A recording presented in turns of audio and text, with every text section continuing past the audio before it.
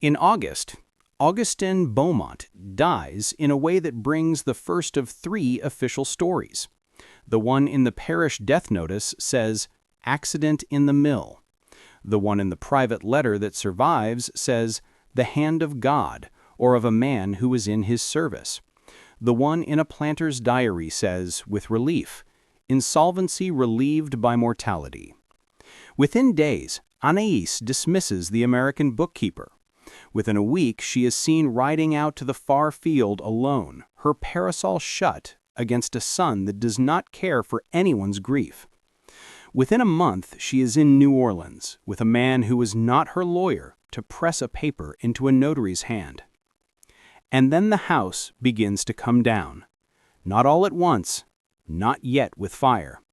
But doors are shut in her face, and a priest refuses her the sacrament, and the sheriff makes a note in his pocketbook that reads only, "Beaumont, watch." What is known, what is sealed, what is erased? It is a child's game in this case. The paper trail exists, and then it doesn't. The stories agree, and then they don't. But they all end in the same room. Upstairs, on the wide board floor of the Beaumont Gallery, on a night when the people who believed they owned the world learned that they did not even own their house. But why did this happen, and why was it erased from history? If this story grips you, subscribe and ring the bell so you never miss our deep dives into America's darkest historical mysteries. And tell us what city or state you're listening from. We love hearing from our community of history enthusiasts. Louisiana in 1842 is a split personality. In New Orleans, opera and oyster plates, Spanish balconies, and rooms where men keep accounts with the clarity of a scalpel. Up the river, between New Orleans and Baton Rouge, a green, rich land that looks gentle and is not. Sugar is a lord here, cotton polite enough to nod as it passes through. On each plantation, a great house with a hallway wide enough to drive a carriage through, and a sugar house with rollers that will crack bone if you give them a chance. To the law, men are property or they are not.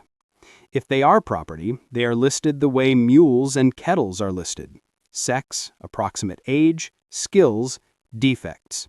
If they are not, they are nonetheless listed in other ways: credit, collateral, who they owe.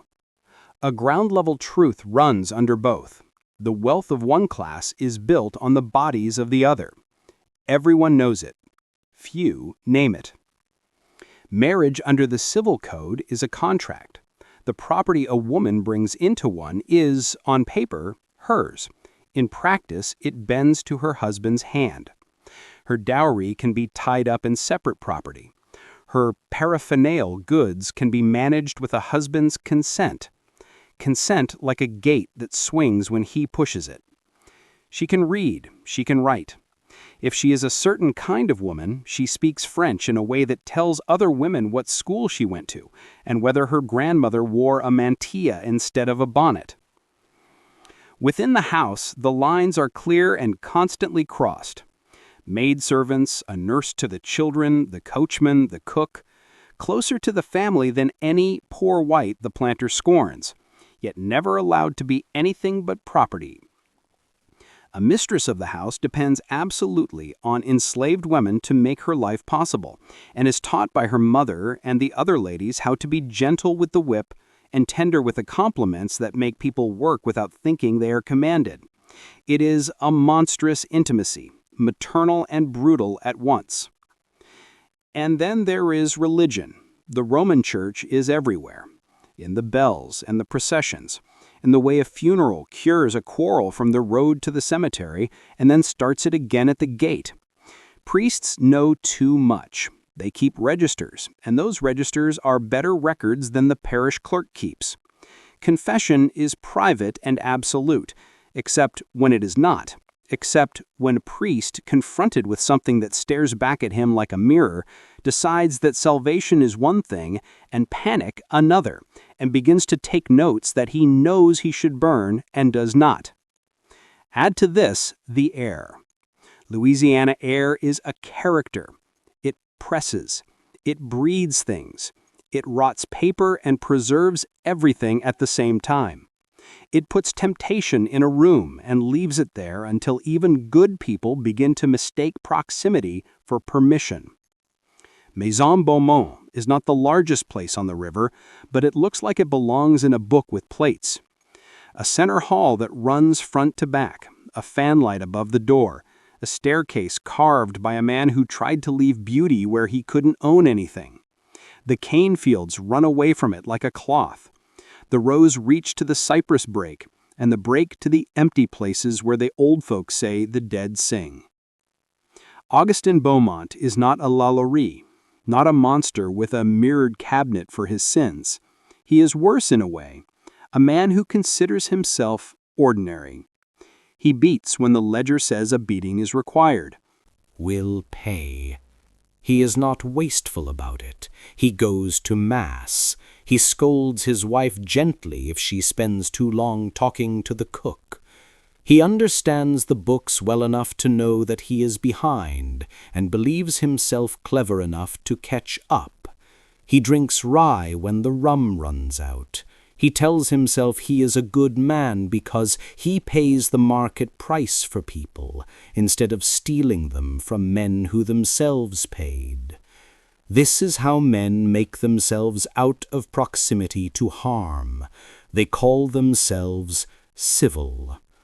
Anais comes from Iberville, from a house like this one, smaller. Her mother was pretty and sad. Her father ran sugarcane and a debt that outlived him. She is a Roussel, French to the bone in a parish that sometimes pretends to be Spanish when the taxes change. She marries Augustine at 19 because the neighbors are all of a piece, and no one expects anyone to cross the river for anything so ordinary as a husband. She bears a child who dies. She bears another who dies. She begins to speak less and reads more. A book of saints' lives, a volume of poetry so dull that the only line she remembers is the line she underlined. The heart desires what it ought not, and is punished by getting it. We do not know when she met Etienne, as a person rather than a position. Likely it was because the old coachman died, and the next best pair of hands were Etienne's, or because Augustine discovered that the man under his nose could be worked for more without breaking, or because the man fixed the hinge on the door to her cabinet without being told to, and looked at the work he had done with the pride of someone who knows beauty when he sees it, and is glad to have the trace of it on his hands. In 1830, Louisiana made it illegal to teach the enslaved to read and write. Priests ignore this selectively. Ladies ignore it when it suits them because literacy is useful. Anais is likely one of those ladies. A note in the parish register mentions her charity to servants with a tone of disapproval that the copyist does not bother to hide. Charity looks like a gloss, a prayer card placed between rough fingers, a page from a devotional held up in the kitchen and sounded out like it was a language lesson instead of a kind of revolt. Etienne is careful. If he had not been careful all his life, he would be dead. He knows that to look up directly at the mistress is to gather eyes to him he does not want. He keeps his hair close, keeps his back straight, keeps his laugh in his mouth. He knows he is watched by men who own him not just by law, but by a fear of any man on a place with a back straighter than theirs. By 1841, Augustine's note to the factor in New Orleans says, "Arranged with Mr. L., and to be made good in the next crop," which is a planter's way of saying, I am about to gamble at a table that has eaten better men. The next crop does not make it good. The overseer is hired that spring, an American, a man with a scar on his cheek who claims Tennessee and goes by Rook because he has learned that a man who names himself becomes bigger than a man who answers to what his father called him. He reads the place on his first day and concludes wrongly that the most dangerous thing on it was a boy with a quick mouth. He is careful, but not careful enough. It is the heat that finishes setting the trap. Summer sits on the river like a hand on a shoulder. Cain wants water, more always, and men want shade. The rum rumor at Beaumont is that the boilers are temperamental and the rollers mean.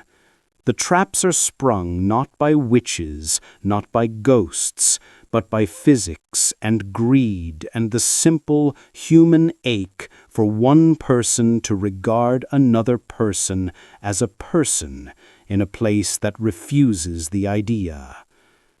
The first incident you can date, July 14th, 1842. Bastille Day to those who drank a certain kind of wine in a certain kind of house a generation ago. In the St. Michael's death register that day, Father L. He does not sign his full name for some entries. His nerves show. Notes, Jean-Baptiste, aged 14, loss of arm in the mill, died after. The boiling house takes a boy. The priest pronounces him and goes home to wash sugar from his cassock and wonders when heaven looks like a pump that doesn't stop. The second incident is not in a book. A field hand remembers it 40 years later and tells it to a Freedmen's Bureau clerk, who writes it down because he likes good stories, even when they taste like poison. The overseer Rook catches a man taking a sip at the ditch, says he is lazy, ties him and leaves him. Etienne walks by and does not stop, and that is the strangest part, the way he walked by like a man making himself a mirror. The man lives. Rook lives until he doesn't.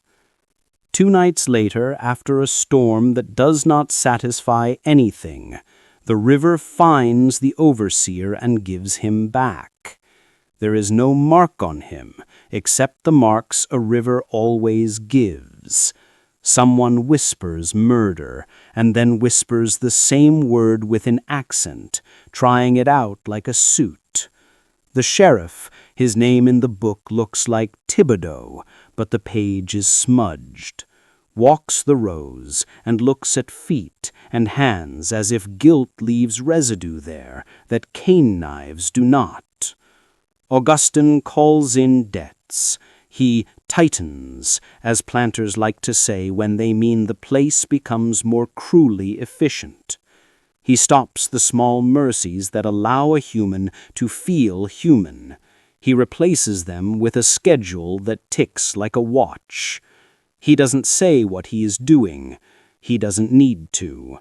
Everyone on the place can feel it. The first time Anais speaks to Etienne alone is almost certainly because there was an errand that let them exchange words without raising a flag. Bring the gray, perhaps. The key to the stable is missing. The river road is worse than last week. We'll take the levee path. The talk is nothing in the air and everything inside. He uses madame, returns the words like a polished pane. She says, thank you, in a way that gives something and expects nothing. The second time she risks more. She asks about the field hand left at the ditch. He says, careful, he is better. She says, careful, it will be better for all of us when the harvest is in. When you have to speak in code for long enough, your heart begins to learn how to speak without words. The third time is when the wheel comes off. Augustine, drunk, slaps Anais at dinner because she does not answer him quickly enough. The blow is not hard. It is the kind that rich men in a time and place call correction, and priests call sin, and neighbors call none of my business.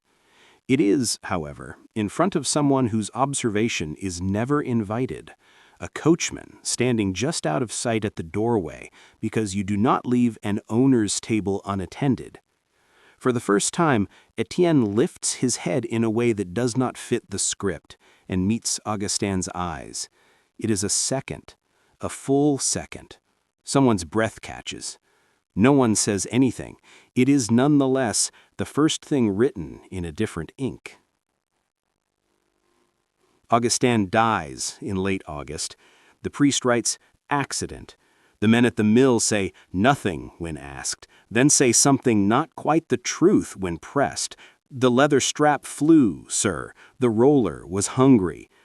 Anais does not weep publicly.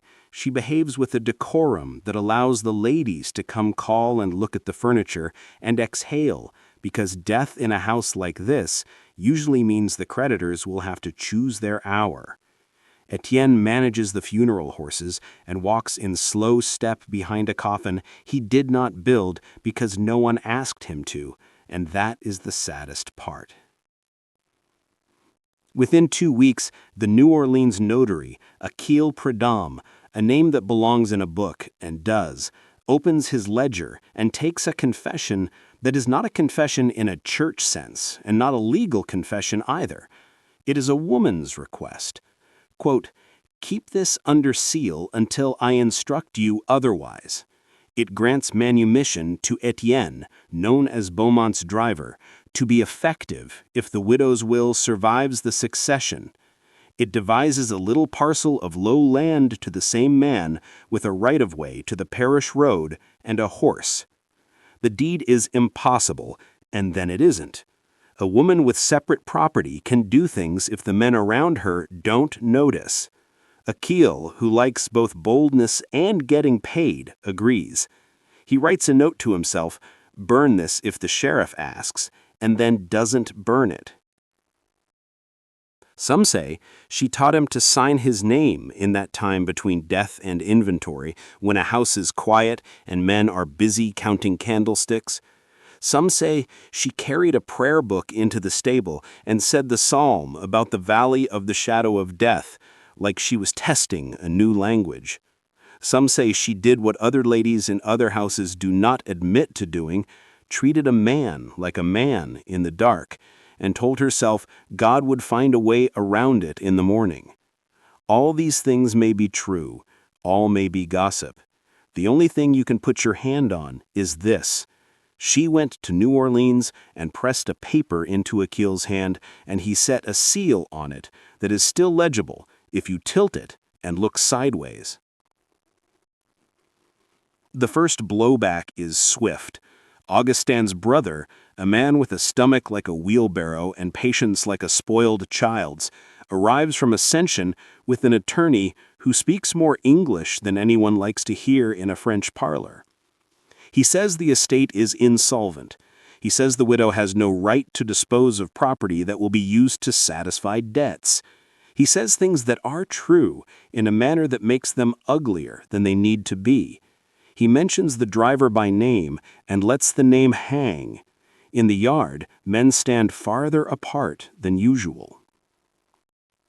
Next, the church closes a door.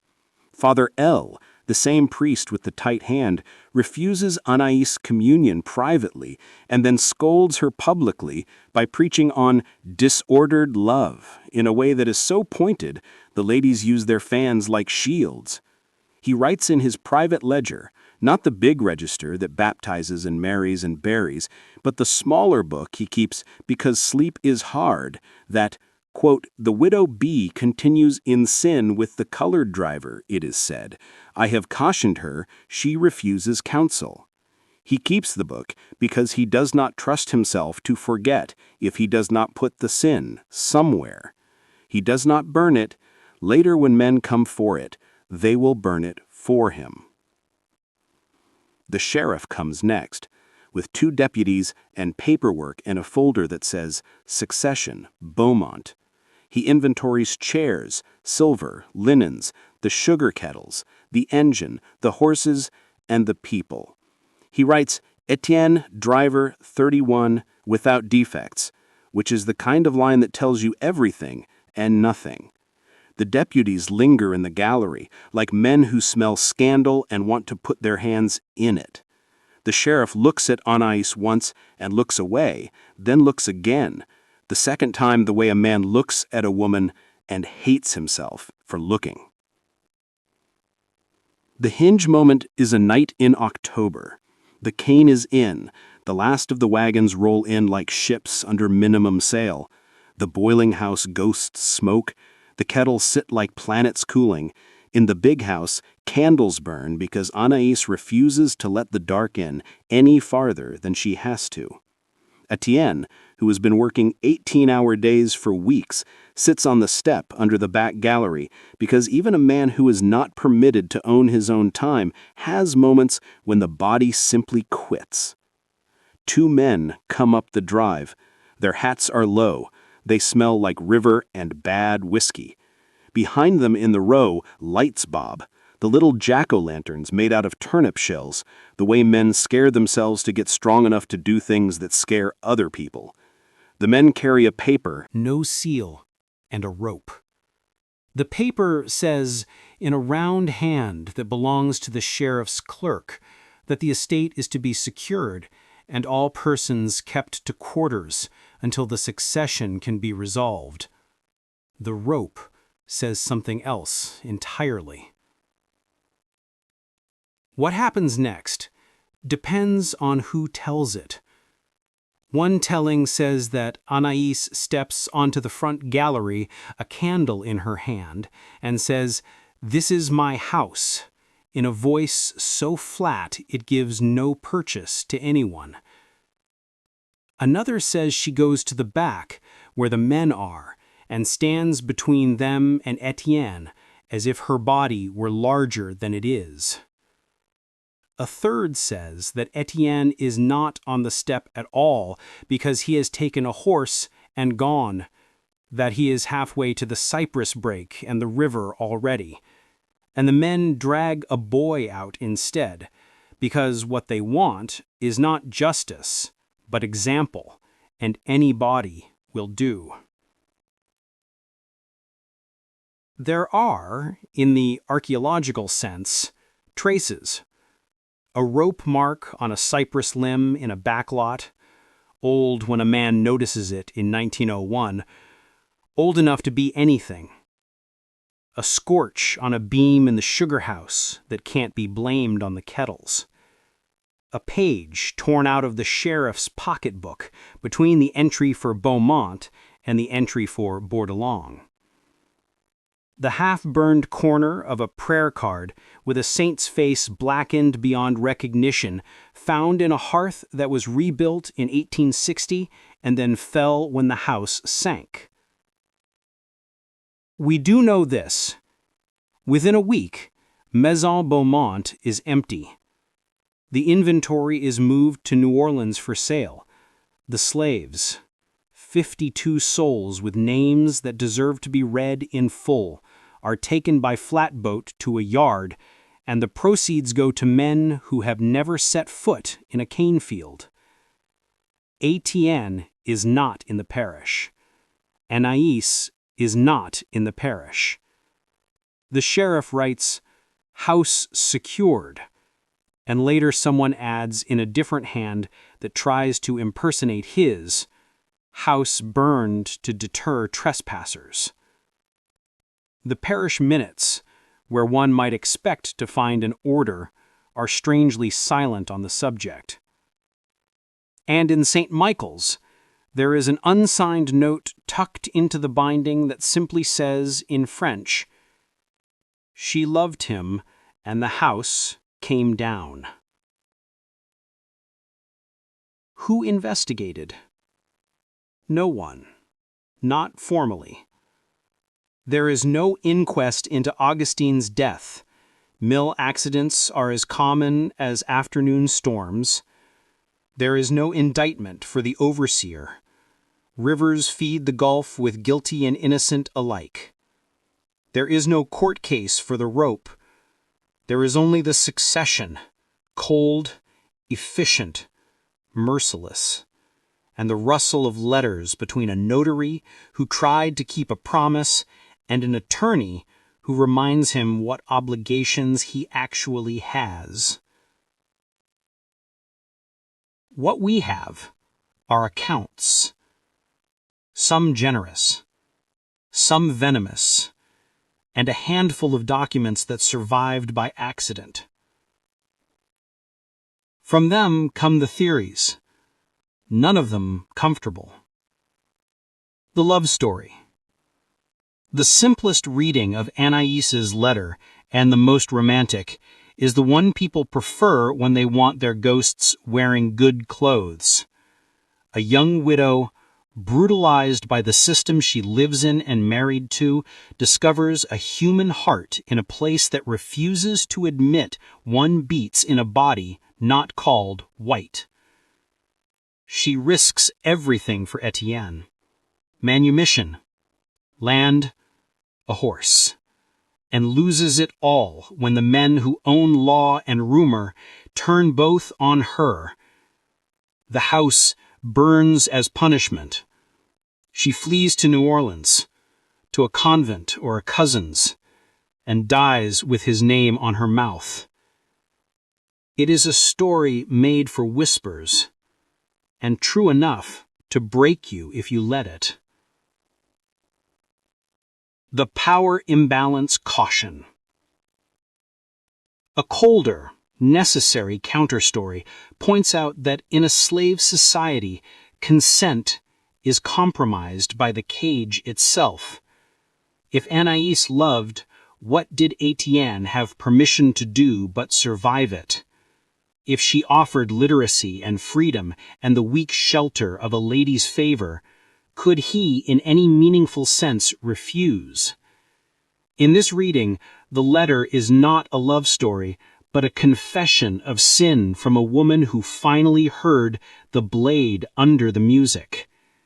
It makes the House of Beaumont's fall no less dramatic. It makes the romance harder to drink.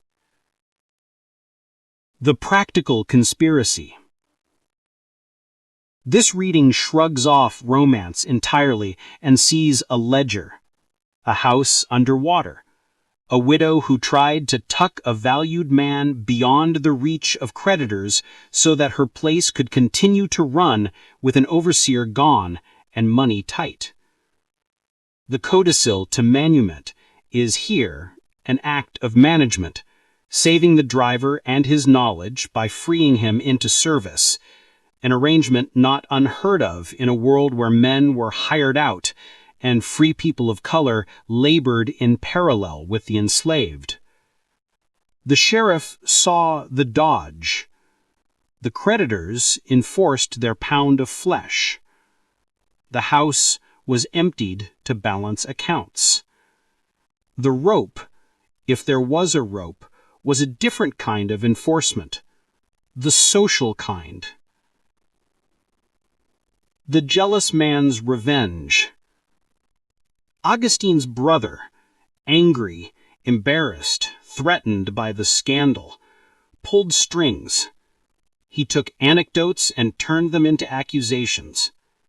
He participated, perhaps, in the night men came up the drive. Family honor in a slave society is not about kindness. It's about warning other households what happens when a woman steps over a line she could have stayed on. The downfall is personal, spiteful, a cudgel swung where a scalpel might have served. The priest's fear. Some versions of the story make Father L a villain, others make him tragic. He was said to have refused communion, to have named the sin, to have kept a secret book that he then watched burn. One theory puts him at the center of the erasures, The most efficient way to cauterize a wound in a parish is to pretend it did not happen. A priest whose registers carries the scandal will find himself moved. A parish whose record is clean can raise money for a new bell. The terrified goodness of men can make them do ugly things. The arson from within. A grim practical theory says Anais burned the house herself. If you know your estate is lost, if the sheriff will sell your bed and your soul to pay the men in the city, why not at least decide what and when you lose? The night men come with rope is the night a woman can be brave in a way that looks like madness. Burn the house. Save the people you can. Leave the rest to the river. The record lands here. Facts. With fingers missing. Augustine dies by accident in the mill, August 1842. A notarial codicil to manument Etienne exists and was sealed. The seal is broken and resealed. The document is no longer in the official file, but the notary's private index lists its number. The sheriff inventories the place. The sale occurs in New Orleans.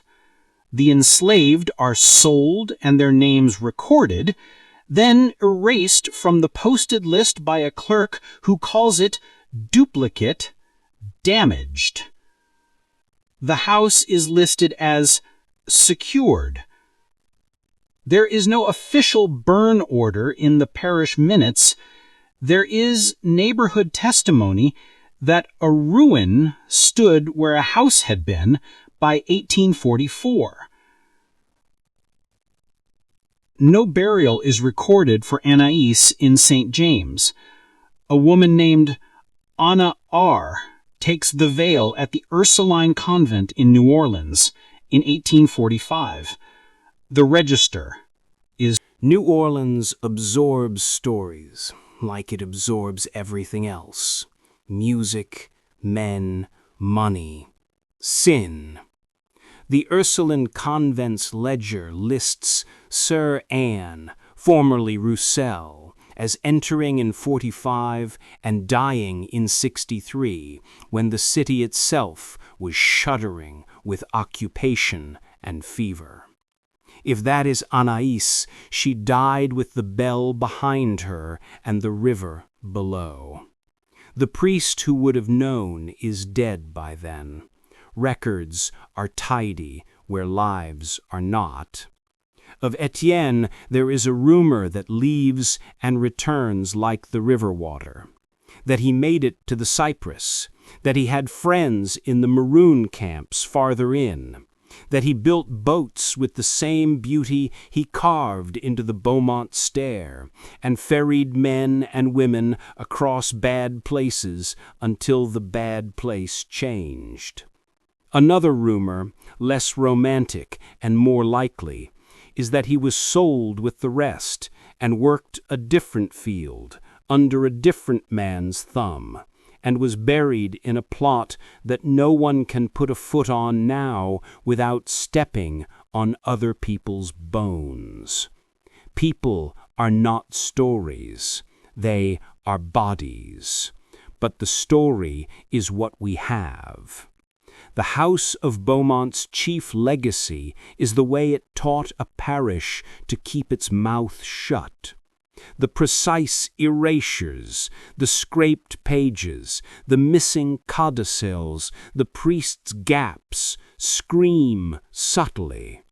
When you see that lack clearly, you realize it's a pattern seen across the South. The systematic destruction of anything that admits a humanity the law depended on denying. Love across the line? Erase it. Manumission attempted? Burn it. A woman stepping out of her assigned grief? Send her to God if she can't keep quiet. Perhaps the truth still lies hidden in a notary's trunk in an attic off Chart Street, in a convent dossier marked private, in a descendant's Bible where a scissored lock of hair is threaded under tape next to a page from the Psalms. Perhaps it lies in the ground under a live oak that lifts its arms over a place people avoid without admitting why. Perhaps it lives in the ways people in St. James instinctively say, "House came down," to mean the ending no one names. Stand on River Road in late afternoon when the sugar cane is high and you can't see out of it. The river shoulder is a wall, the sky a lid, the air like a hand. Hear the flies around the kettles at a tourist place that used to be a working one. Hear a boat horn. Hear nothing. In that nothing, imagine a woman with a candle whose hands do not shake, and a man who, for once, stands where he chooses to stand, and a house that, finally, belongs to no one but the air. Which theory makes the most sense to you? Was Anais a rebel in a cage, a manager with a heart, or a romantic who mistook proximity for permission? Did Etienne escape, or was his story swallowed by the machine that ate so many? What detail disturbed you most? The codicil to manumit tucked under seal? The rope that may have come up the drive? Or the way the parish minutes simply went quiet? Tell us in the comments. And if this episode pulled you into the shadow of River Road, please like, subscribe, and ring the bell so you never miss our deep dives into America's darkest historical mysteries. Drop your city and state. We pin our listeners on a map, and it's growing every week. In our next episode, we'll pry open another sealed story, pages folded into a county midwife's almanac in Appalachia, where the dead were born with names the church refused to say.